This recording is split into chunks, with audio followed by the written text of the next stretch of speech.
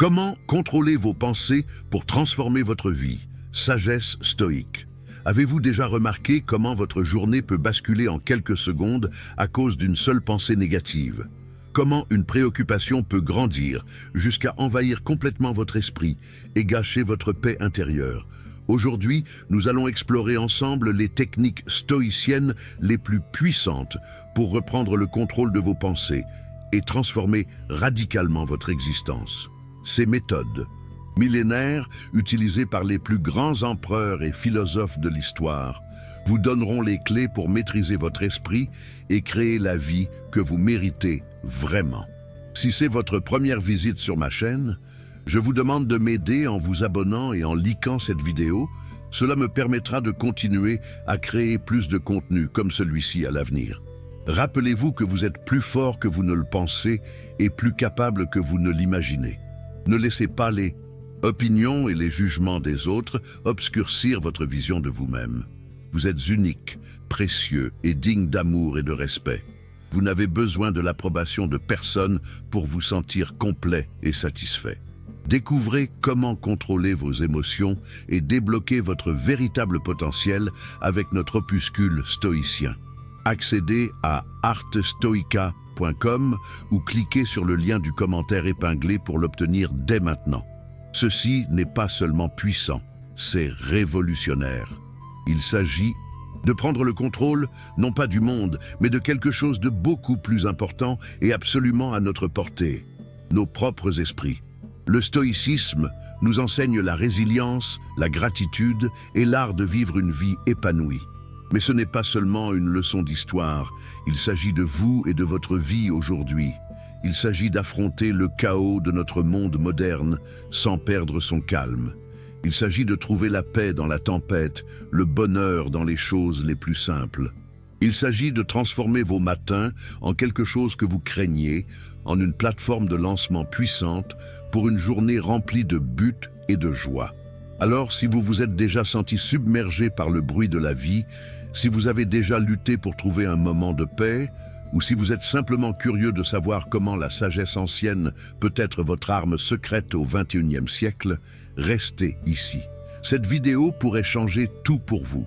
Plongeons dans les stratégies stoïciennes qui peuvent nous aider à créer non seulement une routine matinale, mais une vie pleine d'intention et de véritable bonheur.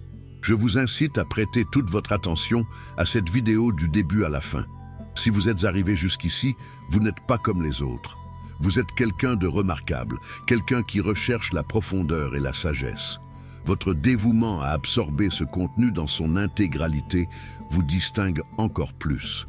Première partie. Comprendre la nature de vos pensées. La première chose que Marc Aurèle nous enseigne dans ses méditations, c'est que nous ne sommes pas nos pensées, nous sommes les observateurs de nos pensées. Cette distinction fondamentale est la clé de voûte de tout contrôle mental. Imaginez votre esprit comme un ciel immense. Vos pensées sont comme des nuages qui passent. Certains nuages sont blancs et légers, d'autres sont sombres et orageux.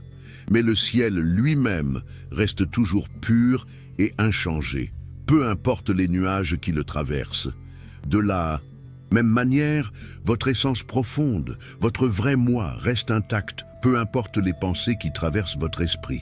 Cette réalisation est libératrice, car elle vous permet de prendre du recul par rapport à vos pensées et de ne plus vous identifier à elles. Épictète nous rappelle que ce ne sont pas les événements qui nous troublent, mais nos opinions sur ces événements. Autrement dit, ce n'est pas ce qui vous arrive qui détermine votre état d'esprit, mais la façon dont vous interprétez ce qui vous arrive. Prenons un exemple concret. Vous perdez votre emploi. Cette situation peut être interprétée de deux façons complètement différentes. Vous pouvez la voir comme une catastrophe, une injustice, une preuve de votre incompétence. Dans ce cas, vous allez générer des pensées de colère, de peur, de désespoir, ou bien vous pouvez la voir comme une opportunité, un signal que vous étiez peut-être dans la mauvaise voie, une chance de recommencer quelque chose qui vous passionne vraiment. Dans ce cas, vous allez générer des pensées d'espoir, d'excitation, de possibilités. L'événement est le même, mais votre expérience sera radicalement différente selon l'interprétation que vous choisissez d'adopter. Le stoïcisme nous apprend que nous avons ce pouvoir de choisir notre interprétation. Nous ne pouvons pas toujours contrôler ce qui nous arrive, mais nous pouvons toujours contrôler notre réponse à ce qui nous arrive. Cette capacité de choisir notre perspective est ce que les stoïciens appellent notre libre arbitre. C'est notre super pouvoir humain. C'est ce qui nous distingue des animaux qui réagissent instinctivement aux stimuli externes. Mais attention, cela ne veut pas dire que vous devez nier la réalité ou faire du déni. Il ne s'agit pas de se convaincre que tout va bien quand tout va mal. Il s'agit plutôt d'apprendre à voir les situations difficiles sous un angle qui vous donne du pouvoir plutôt que de vous rendre victime. Marc Aurèle pratiquait cet exercice quotidiennement. Dans ses notes personnelles, il se rappelait constamment que les obstacles sont en fait des opportunités de pratiquer la vertu. Il écrivait « L'impédiment à l'action fait avancer l'action. Ce qui fait obstacle devient le chemin. » Cette philosophie transforme complètement votre rapport aux difficultés. Au lieu de subir les problèmes, vous les utilisez pour grandir. Au lieu d'être diminué par les obstacles, vous en sortez renforcé. Deuxième partie, la technique de la dichotomie, du contrôle. La dichotomie du contrôle est probablement l'enseignement stoïcien le plus puissant pour reprendre le contrôle de vos pensées. Cette technique consiste à diviser tout ce qui vous préoccupe en deux catégories, ce qui dépend de vous et ce qui ne dépend pas de vous. Épictète l'explique ainsi. Il y a des choses qui dépendent de nous et d'autres qui ne dépendent pas de nous. Ce qui dépend de nous, ce sont nos opinions, nos impulsions, nos désirs, nos aversions, et en un mot, toutes nos actions. Ce qui ne dépend pas de nous, c'est notre corps, notre réputation, nos fonctions, et en un mot, tout ce qui n'est pas notre action. Cette distinction semble simple, mais elle est révolutionnaire quand on l'applique vraiment. La plupart de nos souffrances viennent du fait que nous nous préoccupons de choses qui ne dépendent pas de nous. Vous vous inquiétez de ce que les gens pensent de vous? Cela ne dépend pas de vous. Vous vous stressez à cause de la météo de demain? Cela ne dépend pas de vous. Vous vous angoissez à l'idée de ne pas être aimé? Cela ne dépend pas de vous. En revanche, vos efforts pour être une bonne personne, vos actions bienveillantes, votre travail sur vous-même, votre attitude face aux défis, tout cela dépend entièrement de vous. Quand vous appliquez cette dichotomie, quelque chose de magique se produit. Votre anxiété diminue drastiquement parce que vous cessez de gaspiller votre énergie mentale sur des choses que vous ne pouvez pas contrôler. Vous redirigez cette énergie vers ce sur quoi vous avez réellement du pouvoir. Voici un exercice pratique pour appliquer cette technique. Chaque fois que vous sentez l'anxiété ou la frustration monter, arrêtez-vous et posez-vous cette question simple. Est-ce que ce qui me préoccupe dépend de moi ou pas? Si cela dépend de vous, alors agissez. Faites quelque chose de concret pour améliorer la situation. Si cela ne dépend pas de vous, alors lâchez prise. Acceptez que vous ne pouvez rien y faire et focalisez-vous sur ce que vous pouvez contrôler. Cette pratique demande de l'entraînement, comme tout skill. Au début, vous oublierez de l'appliquer. Vous vous rendrez compte après coup que vous vous êtes inquiété pour rien. Mais avec la répétition, cela devient automatique. Marc Aurèle avait l'habitude de se rappeler chaque matin. Dès l'aurore, dis-toi, je rencontrerai aujourd'hui un indiscret, un ingrat, un violent, un fourbe, un envieux, un égoïste. Tous ces défauts viennent de ce qu'il ignore ce qui est bien et ce qui est mal. En anticipant les difficultés et en se rappelant qu'elles ne dépendent pas de lui, il se préparait mentalement à ne pas être perturbé par le comportement des autres. Il se concentrait sur ce qu'il pouvait contrôler, ses propres réactions et ses propres actions. Cette préparation mentale, que les stoïciens appellent préméditatio malorum ou préméditation des maux, n'est pas du pessimisme. C'est de la sagesse pratique. En envisageant les scénarios difficiles à l'avance, vous vous préparez à les gérer avec sérénité quand ils se présentent. Troisième partie, l'art de la reformulation stoïcienne. Une fois que vous avez intégré la dichotomie du contrôle, l'étape suivante consiste à maîtriser l'art de la reformulation. Cette technique consiste à transformer instantanément vos pensées négatives en pensées neutres ou positives. Sénèque était un maître en la matière. Dans ses lettres à Lucilius, il montre constamment comment prendre une situation apparemment négative et la voir sous un angle complètement différent. Par exemple, au lieu de penser « j'ai échoué », vous pouvez reformuler en « j'ai appris quelque chose d'important ». Au lieu de « cette personne me déteste », vous pouvez penser « cette personne traverse peut-être une période difficile ». Au lieu de « je ne suis pas assez bon », vous pouvez vous dire « je suis en train de m'améliorer chaque jour ». Cette reformulation n'est pas de la pensée positive béate, c'est une analyse plus objective et plus utile de la réalité. Souvent, nos premières interprétations sont négatives parce que notre cerveau est programmé pour détecter les dangers. Mais dans notre société moderne, cette programmation nous dessert plus qu'elle ne nous aide. Voici quelques exemples de reformulation stoïcienne. Situation. Vous êtes critiqué au travail. Pensée automatique. Mon patron me déteste. Je vais être viré. Reformulation stoïcienne. Cette critique est une opportunité d'améliorer mes compétences et de grandir professionnellement. Situation. Votre partenaire ne répond pas à vos messages. Pensée automatique. Il, elle ne m'aime plus. Notre relation va mal. Reformulation stoïcienne. Il, elle est probablement occupé. Je ne peux pas contrôler ses actions, mais je peux contrôler ma réaction. Situation. Vous perdez de l'argent dans un investissement. Pensée automatique. Je suis stupide. Je ne sais pas gérer l'argent. Reformulation stoïcienne. C'est une leçon coûteuse mais précieuse, qui va m'aider à prendre de meilleures décisions à l'avenir. Le secret, c'est de s'entraîner à cette reformulation jusqu'à ce qu'elle devienne automatique. Au début, vous devrez faire un effort conscient pour attraper vos pensées négatives et les transformer.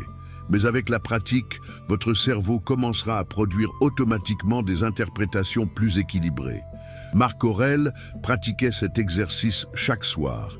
Il revisitait les événements de sa journée et s'entraînait à les voir sous différents angles. Il cherchait toujours l'aspect positif ou la leçon à retenir de chaque situation. Cette pratique de la reformulation développe ce que les psychologues modernes appellent la résilience cognitive. C'est votre capacité à rebondir mentalement face aux difficultés.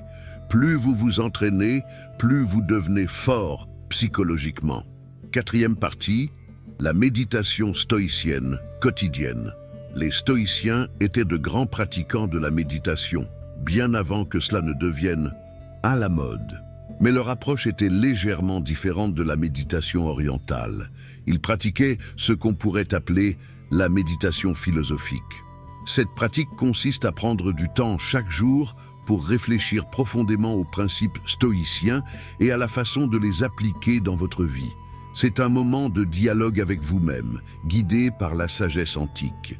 Voici comment structurer votre méditation stoïcienne quotidienne. Matin, 10 minutes, préparez votre journée. Mentalement. Rappelez-vous que vous allez rencontrer des difficultés et que c'est normal. Fixez-vous l'intention d'agir avec vertu quoi qu'il arrive. Visualisez-vous gérant les défis avec calme et sagesse. Soir, 15 minutes. Examinez votre journée. Passez en revue les moments où vous avez bien appliqué les principes stoïciens. Identifiez les situations où vous auriez pu mieux réagir. Extrayez les leçons à retenir pour demain. Pratiquez la gratitude pour les bonnes choses qui se sont produites. Cette pratique quotidienne va progressivement transformer votre façon de penser. Vous allez développer l'habitude de réfléchir avant de réagir, de chercher le positif dans chaque situation et de voir les obstacles comme des opportunités de grandir. Marc Aurèle écrivait dans ses méditations « Très tôt le matin, dis-toi à toi-même « Aujourd'hui, je rencontrerai des gens indiscrets, ingrats, insolents, trompeurs, envieux et asociaux. Ils sont ainsi parce qu'ils ne savent pas distinguer le bien du mal. » Cette préparation mentale matinale lui permettait d'aborder sa journée avec détachement et bienveillance, même quand il devait gérer des personnes difficiles. Sénèque, de son côté, avait l'habitude de s'interroger chaque soir. Quand la lumière a été retirée et que ma femme s'est tue, j'examine toute ma journée et je repasse mes actes et mes paroles. Je ne me cache rien. Je ne passe rien sous silence. Cette auto-évaluation quotidienne lui permettait d'apprendre de ses erreurs et de s'améliorer continuellement. Vous pouvez adapter cette pratique à votre vie moderne. L'important, c'est la régularité. Même 5 minutes par jour peuvent faire une différence énorme si vous êtes constant. 5e partie, gérer les pensées obsessionnelles et l'anxiété. L'un des défis les plus courants de notre époque est la gestion des pensées obsessionnelles et de l'anxiété. Notre cerveau moderne a tendance à ruminer, à anticiper le pire, à créer des scénarios catastrophes qui n'existent que dans notre imagination. Les stoïciens avaient développé des techniques spécifiques pour gérer ces patterns de pensée destructeurs. La première technique s'appelle l'objection rationnelle. Quand une pensée anxieuse ou obsessionnelle apparaît, vous la confrontez immédiatement avec des questions rationnelles. Cette pensée est-elle basée sur des faits ou sur des suppositions? Quelle est la probabilité réelle que ce que je crains se produise? Si cela se produisait, serais-je réellement capable de le gérer?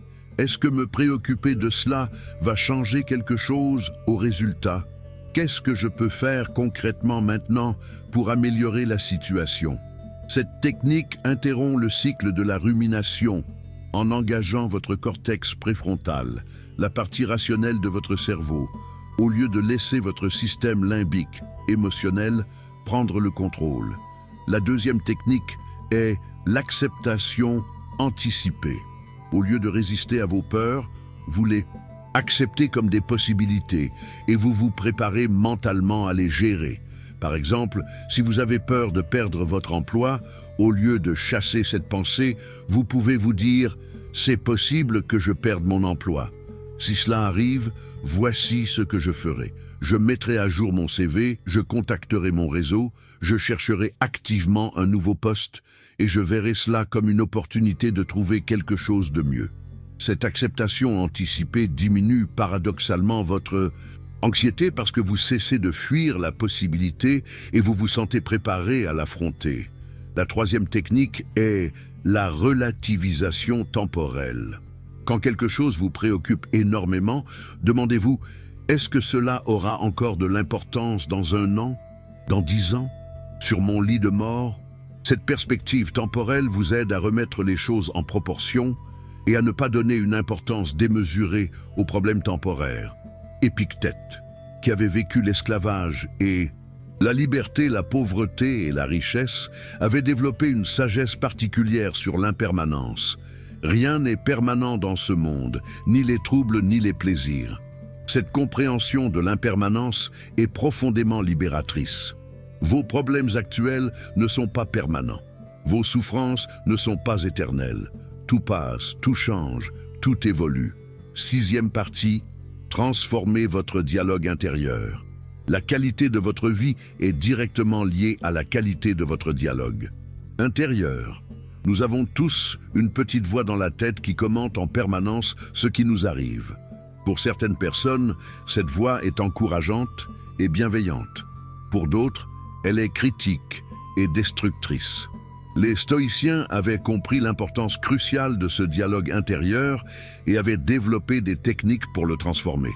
La première étape consiste à prendre conscience de cette voix. Pendant une journée, observez attentivement vos pensées automatiques. Vous dites-vous quand vous vous regardez dans le miroir, quand vous commettez une erreur, quand quelqu'un vous critique, quand vous devez affronter un défi, vous découvrirez probablement que votre dialogue intérieur est beaucoup plus négatif que vous ne le pensiez. C'est normal. Notre cerveau a évolué pour détecter les dangers et les problèmes, pas pour nous faire des compliments.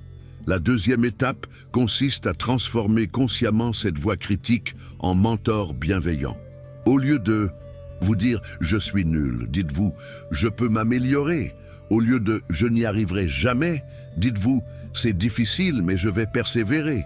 Au lieu de « tout le monde me juge », dites-vous « je ne peux pas contrôler ce que les autres pensent, mais je peux contrôler mes actions ». Marc Aurèle était un expert en la matière. Dans ses méditations, on peut lire ses efforts constants pour se parler avec bienveillance et sagesse. Il se rappelait régulièrement ses valeurs, ses objectifs et la relativité des problèmes du quotidien. Sénèque pratiquait l'auto-encouragement. Chaque nouveau commencement vient de la fin de quelque autre commencement. Il se rappelait que chaque échec était une opportunité de recommencer plus sage. Voici quelques formules stoïciennes que vous pouvez utiliser pour transformer votre dialogue intérieur.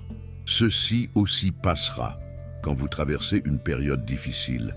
Que puis-je apprendre de cette situation quand vous faites face à un obstacle?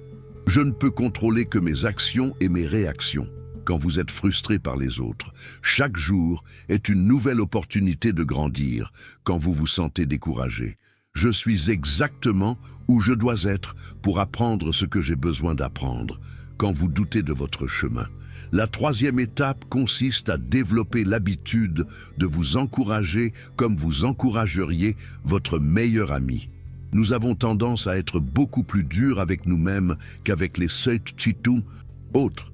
Traitez-vous avec la même compassion et la même compréhension que vous accorderiez à quelqu'un que vous aimez. Septième partie, la pratique de l'amour. Fate, amor fati. L'amor fati, ou amour du destin, est peut-être l'enseignement stoïcien le plus avancé et le plus transformateur. Il ne s'agit pas seulement d'accepter ce qui vous arrive, mais d'apprendre à l'aimer, même quand c'est difficile.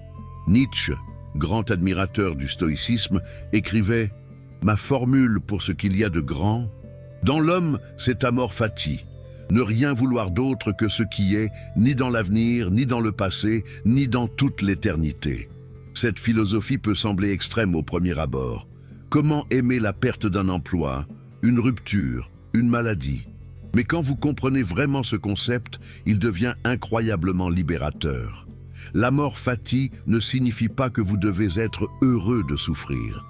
Il signifie que vous reconnaissez que chaque expérience, même douloureuse, contribue à faire de vous qui vous êtes. Il signifie que vous choisissez de voir chaque événement comme une partie nécessaire de votre développement. Marc Aurèle écrivait « Accueille ce qui t'arrive comme si tu l'avais demandé ». Et en effet, tu l'avais demandé, car tout ce qui t'arrive concourt à ton bien. Cette perspective transforme radicalement votre rapport aux difficultés. Au lieu de les subir en victimes, vous les embrassez comme des opportunités de croissance. Voici comment développer progressivement. L'amor fati. Étape 1, l'acceptation. Commencez par simplement accepter ce qui vous arrive sans résistance émotionnelle. C'est ce qui se passe maintenant, et c'est OK. Étape 2, la recherche de sens. Cherchez activement les leçons et les opportunités de croissance dans chaque situation. Qu'est-ce que cette expérience peut m'apprendre? Étape 3, la gratitude. Développez de la gratitude pour les expériences difficiles parce qu'elles vous rendent plus fort, plus sage, plus compatissant. Je suis reconnaissant pour cette épreuve parce qu'elle me fait grandir. Étape 4, l'amour. Finalement, apprenez à aimer votre parcours dans son ensemble, avec ses hauts et ses bas, parce que c'est exactement ce parcours qui vous a mené à qui vous êtes aujourd'hui. Cette pratique demande du temps et de la patience. Commencez par l'appliquer aux petites contrariétés quotidiennes, puis progressivement aux défis plus importants. Sénèque avait développé cette philosophie après avoir vécu l'exil, la richesse, la pauvreté, le pouvoir et la disgrâce. Il écrivait « Ce qui compte, ce n'est pas ce qui t'arrive, mais comment tu l'accueilles ». Huitième partie. Intégrer la sagesse stoïcienne dans la vie quotidienne. Maintenant que vous avez découvert les principales techniques stoïciennes pour contrôler vos pensées, l'étape cruciale est de les intégrer dans votre vie quotidienne. La philosophie stoïcienne n'est pas une théorie intellectuelle, c'est une pratique de vie. Voici un programme pratique pour intégrer ces enseignements. Matin, 10 minutes. Réveil en pleine conscience sans vérifier immédiatement votre téléphone. Méditation stoïcienne. Préparez-vous mentalement à la journée. Récitez votre intention du jour. Aujourd'hui, je vais agir avec sagesse, courage, justice et tempérance. Rappelez-vous la dichotomie du contrôle. Pendant la journée, pratiquez la reformulation automatique dès qu'une pensée négative apparaît. Utilisez les techniques de gestion de l'anxiété quand c'est nécessaire. Appliquez l'amor fati aux contrariétés quotidiennes. Surveillez votre dialogue intérieur et corrigez-le si besoin. Soir, 15 minutes. Examen de conscience stoïcien. Revisitez votre journée. Identifiez vos succès dans l'application des principes. Notez les situations où vous pourriez mieux faire. Pratiquez la gratitude pour 3 choses positives de la journée. Préparez mentalement le lendemain hebdomadaire. Lisez des textes stoïciens, Marc Aurèle, Sénèque, Épictète. Réfléchissez aux leçons de la semaine. Ajustez votre pratique selon vos besoins. Mensuellement, évaluez vos progrès dans le contrôle de vos pensées. Identifiez vos patterns récurrents. Fixez-vous de nouveaux objectifs de développement personnel. L'important, c'est la régularité plutôt que la perfection. Vous allez parfois oublier d'appliquer ces techniques. Parfois, vous allez réagir émotionnellement avant de pouvoir les utiliser. C'est normal et c'est humain. Le stoïcisme nous enseigne aussi l'autocompassion. Soyez patient avec vous-même dans ce processus d'apprentissage. Chaque petit progrès compte. Chaque moment de prise de conscience est une victoire. Sénèque écrivait « Chaque jour et chaque heure nous dévoile quelque chose de nouveau ».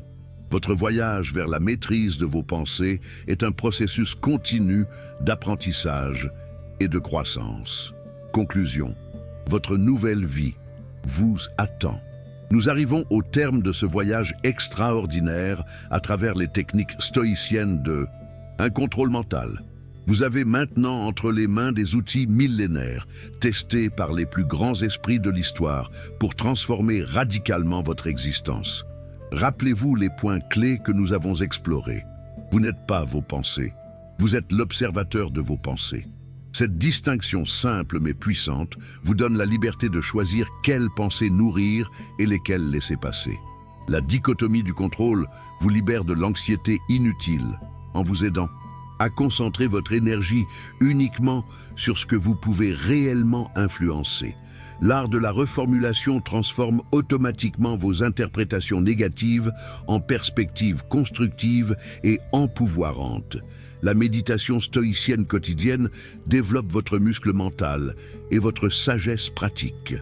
Les techniques de gestion de l'anxiété vous donnent des outils concrets pour faire face aux pensées obsessionnelles et aux préoccupations excessives. La transformation de votre dialogue intérieur change la qualité de votre expérience de vie au quotidien. L'amor fati vous apprend à embrasser votre destin avec amour, transformant chaque obstacle en opportunité de croissance. Ces techniques ne sont pas de la théorie abstraite. Elles ont été utilisées par Marc Aurèle pour gouverner un empire, par Sénèque pour naviguer dans les intrigues politiques romaines, par Épictète pour transcender l'esclavage et devenir libre intérieurement. Aujourd'hui, elles peuvent vous aider à transcender vos propres limitations mentales et à créer la vie extraordinaire que vous méritez. Le changement ne se fera pas du jour au lendemain. Comme tout skill important, la maîtrise de vos pensées demande de la pratique, de la patience et de la persévérance. Mais chaque jour où vous appliquez ces principes, vous devenez un peu plus fort, un peu plus sage, un peu plus libre. Imaginez votre vie dans 6 mois, dans 1 an, si vous pratiquez régulièrement ces techniques. Imaginez la sérénité que vous ressentirez quand vous ne serez plus à la merci de vos pensées négatives. Imaginez la confiance que vous développerez quand vous saurez que vous pouvez faire face à n'importe quel défi avec sagesse et courage. Cette transformation vous attend. Elle ne dépend que de votre engagement à mettre en pratique ce que vous avez appris aujourd'hui. Comme Marc Aurèle l'écrivait, « Tu as le pouvoir sur ton esprit, pas sur les événements extérieurs. Réalise cela et tu trouveras la force. » Cette force est maintenant entre vos mains. Utilisez-la pour créer la vie extraordinaire qui vous attend. Si cette vidéo vous a été utile, je vous encourage vivement à la partager avec vos proches. La sagesse stoïcienne a le pouvoir de transformer des vies et en la partageant, vous contribuez à répandre cette lumière dans le monde. N'oubliez pas de vous abonner à notre chaîne et d'activer les notifications pour ne manquer aucun de nos contenus sur la philosophie stoïcienne et le développement personnel. Je vous laisse avec cette pensée de Sénèque. La vie, ce n'est pas d'attendre que l'orage passe, c'est d'apprendre à danser sous la pluie. Vous avez maintenant les outils pour danser avec grâce, peu importe les tempêtes que la vie vous réserve. À bientôt pour de nouvelles explorations de la sagesse antique au service de votre épanouissement moderne.